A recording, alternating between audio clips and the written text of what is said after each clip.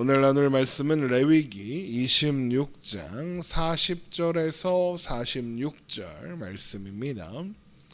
레위기 26장 40절에서 46절 말씀 우리 함께 보겠습니다. 레위기 26장 40절에서 46절 말씀입니다. 레위기 26장 40절에서 46절 우리 한 목소리로 읽겠습니다.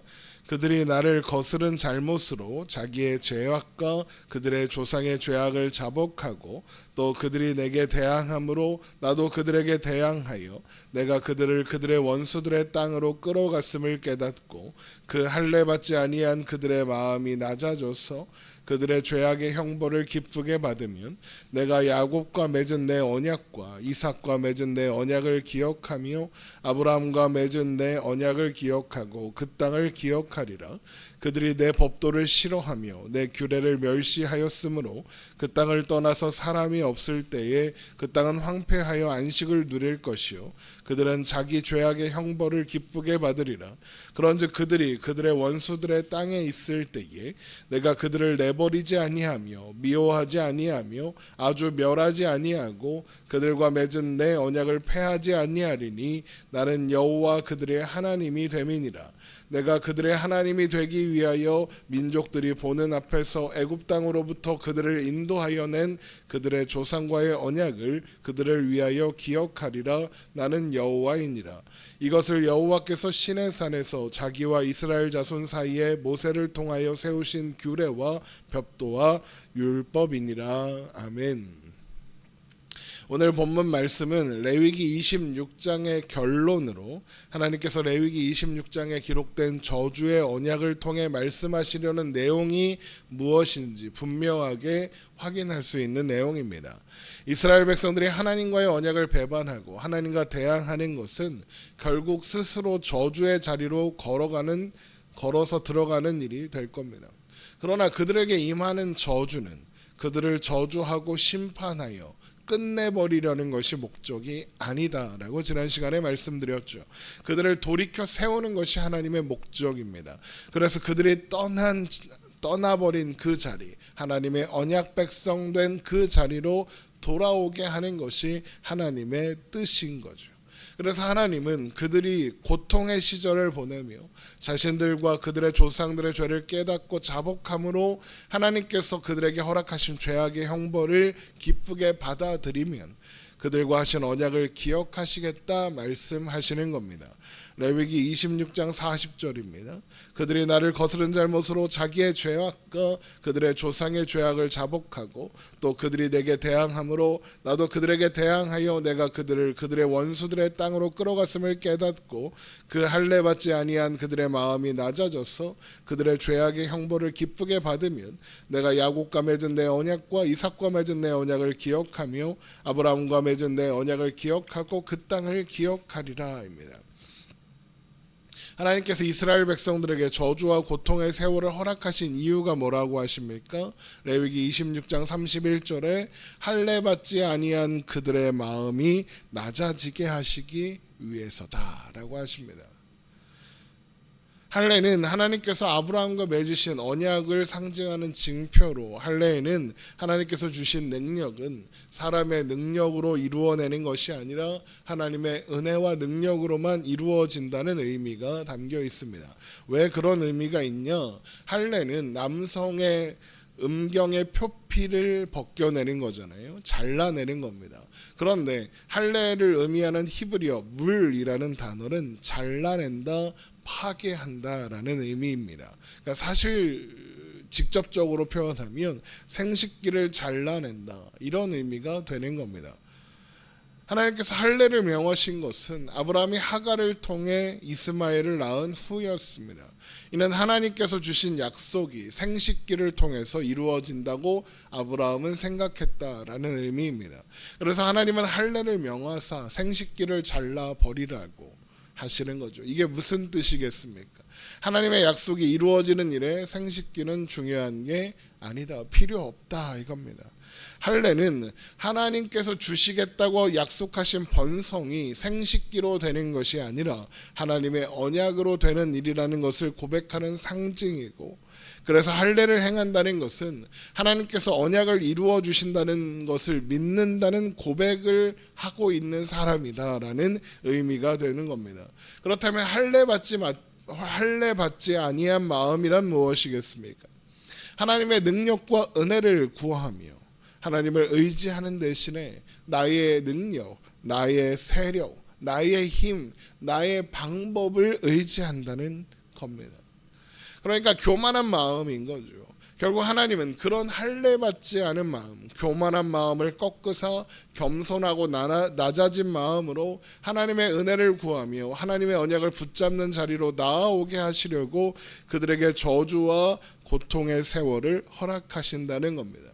예수님은 이런 낮아진 마음, 겸손해진 마음을 가리켜 가난한 마음, 가난한 심령이라고 하십니다. 가난한 심령이란 나에게 아무런 해결책이 없다는 것을 아는 사람만이 가질 수 있는 마음입니다. 나는 나를 의지할 수 없고 나는 나를 구원할 수 없다는 것을 알고 하나님의 전적인 도우심과 은혜를 구하는 자만이 가질 수 있는 마음인 거죠. 그래서 이런 낮은 마음을 가진 사람은 또한 전적으로 하나님을 신뢰하고 의지할 수밖에 없습니다. 그리고 그렇게 전적으로 하나님을 신뢰하고 의지하는 사람이라면 자신에게 임한 고통, 죄로 인한 형벌이 나를 끝장내기 위한 것, 멸망시키기 위한 것이 아니라 회복하기 위하심을 하나님의 섭리라는 것을 알고 그 고통의 세월 동안 합력하여 선을 이루시는 하나님의 손길이라는 것을 알기에 고통의 세월 동안 기쁘게 받을 수 있게 되는 겁니다. 물론 이런 것을 다 한다 그런다고 해서 고통의 세월이 쉬워지거나 즐거워지거나 고통이 느껴지지 않거나 하는 것은 아닙니다. 고통은 언제나 고통스럽습니다. 그러나 그 모든 것을 아는 자는 고통 가운데서도 절망하지 않을 수 있습니다. 절망 가운데 있더라도 포기하지 않을 수 있습니다. 심지어는 나는 절망하여 포기하는 지경에 이르러도 하나님은 나를 포기하지 않으시며 기억하실 것이므로 괜찮습니다. 이것이 낮아진 마음을 가진 사람은 그들에게 당한 죄악의 형벌, 곧 저주의 고통을 기쁘게 받는다라는 말씀의 의미인 겁니다. 레위기 26장 43절입니다. 그들이 내 법도를 싫어하며 내 규례를 멸시하였으므로 그 땅을 떠나서 사람이 없을 때에 그 땅은 황폐하여 안식을 누릴 것이요 그들은 자기 죄악의 형벌을 기쁘게 받으리라.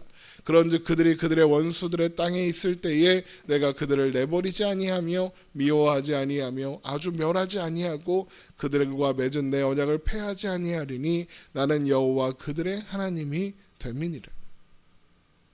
사람은 절망하고 포기할 수 있습니다. 하지만 하나님은 하나님의 언약을 완전히 폐하지 않으시며 하나님의 백성들을 멸하지 않으십니다. 하나님은 여전히 하나님의 백성들의 하나님이십니다.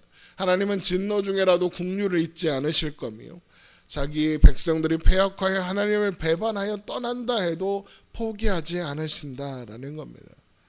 그런데 생각해 보면 하나님을 배반하고 하나님을 떠나버린 백성들을 못 따라가고 벌하기 위해서 막 그렇게 하겠습니까? 그냥 하나님을 떠난 족속들은 하나님께서 심판하고자 하신다면 그냥 내버려 두는 것이 가장 좋은 방법입니다. 왜요? 그러면 그냥 다 망할 겁니다. 그런데 굳이 하나님은 하나님을 떠나버린 백성들을 쫓아가서 벌하시겠다, 징계하겠다 하십니다. 왜 그럴까요? 사랑하는 자녀를 징계하지 않는 아비는 없기 때문입니다. 잠언 3장 12절에 대저 여호와께서 그 사랑하시는 자를 징계하시기를 마치 아비가 그 기뻐하는 아들을 징계함 같이 하시느니라 라고 했습니다. 결국 하나님을 떠나버린 백성들에게 저주와 고통, 심판의 채찍이 임한다라는 것은 하나님이 그들을 사랑하신다는 증거라는 겁니다. 레위기 26장 45절입니다. 내가 그들의 하나님이 되기 위하여 민족들이 보는 앞에서 애굽 땅으로부터 그들을 인도하여 낸 그들의 조상과의 언약을 그들을 위하여 기억하리라. 나는 여호와이니라. 이것은 여호와께서 시내산에서 자기와 이스라엘 자손 사이에 모세를 통하여 세우신 규례와 법도와 율법이니라입니다. 하나님은 하나님의 백성들에게 하신 언약을 잊지 않으십니다. 그들이 패역하여 죄악 가운데 있더라도 포기하지 않으십니다. 그들의 죄악마저도 그들을 향한 하나님의 사랑을 포기하게 할 수 없습니다. 자녀를 잊어버리고 포기하는 부모가 없는 것처럼 하나님은 자기 백성을 잊지 않으십니다. 혹 자기 자녀를 잊는 부모가 있더라도 하나님은 잊지 않으실 겁니다. 이사야 49장 15절에 여인이 어찌 그 젖먹는 자식을 잊겠으며 자기 태에서 난 아들을 국률이 여기지 않겠느냐. 그들은 혹시 잊을지라도 나는 너를 잊지 아니할 것이라 하셨습니다. 여러분, 바로 우리가 그런 존재들입니다. 하나님은 우리를 잊지 않으시고 포기하지 않으시며 우리를 향한 사랑을 거두지 않으십니다. 하나님은 모든 수단을 총동원하여 우리가 하나님의 자녀된 자리에 머물 수 있도록 하실 겁니다. 혹 우리가 집 나간 탕자처럼 배역하여 하나님을 떠난 이스라엘 백성들처럼 그 모든 것을 거절하고 떠나버려도 포기하지 않으십니다. 그렇게 떠나버린 우리에게 산전수전 다 겪게 하사 마음이 낮아지고 또 낮아지게 하시고 결국에는 우리를 전부여 의지 없어서 손들고 옵니다. 나 이제 주를 떠났다 이제 옵니다 하며 하나님 앞에 항복하며 엎드리는 아버지 집에서 아버지와 함께 사는 것이 가장 행복한 일이라는 것, 악인의 장막에 거하는 것보다 하나님의 성전 문지기로 있는 것이 좋다는 것을 아는 그 자리까지 반드시 데리고 가실 겁니다. 삶을 살아가며 만나는 수많은 우여곡절들이 있을 겁니다. 그러나 그 모든 과정들이 하나님께서 우리를 하나님의 온전한 자녀로 세우기 위한 과정이며 사랑의 손길이기도 하다라는 사실을 기억하며 혹 그 시간이 힘겹고 어렵더라도 낙심하지 마시고 하나님의 하나님 되심을 의지하고 또 하나님의 도우심을 구하며 그 시간을 인내하고 견뎌내는, 그래서 환난이 기쁨이 되고 환난이 소망이 되는 것을 경험하는 그 모든 시간들이 은혜임을 고백하게 되는 우리가 되기를 주님의 이름으로 축원합니다. 기도하겠습니다.